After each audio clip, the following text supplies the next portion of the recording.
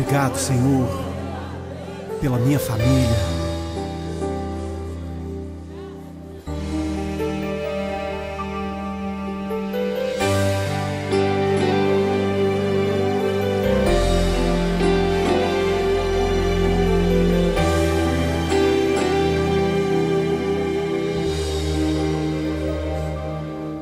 Te agradeço pela minha família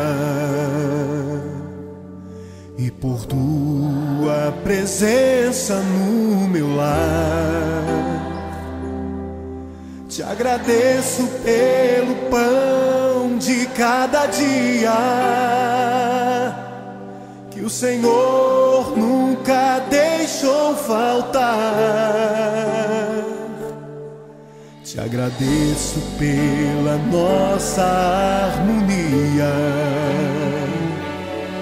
Só em Ti, Senhor, podemos confiar.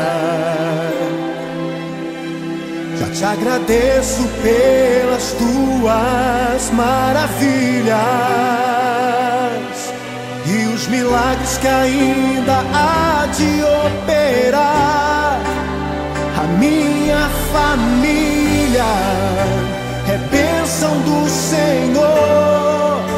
Me ensina a tratar minha família com amor.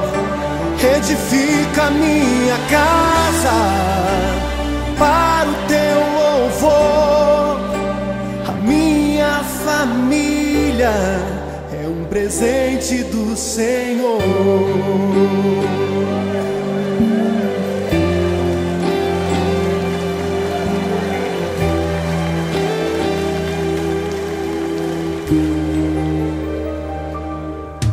Te agradeço pela minha família e por Tua presença no meu lar. Te agradeço pelo pão de cada dia que o Senhor nunca deixou faltar. Te agradeço pela nossa harmonia. Só em Ti, Senhor, podemos confiar. Já te agradeço pelas Tuas maravilhas e os milagres que ainda há de operar. A minha família é bênção do Senhor. Me ensina a tratar minha família com amor. Edifica minha casa para o Teu louvor. A minha família é um presente do Senhor. A minha família é bênção do Senhor. Me ensina a tratar minha família com amor. Edifica minha casa para o Teu louvor.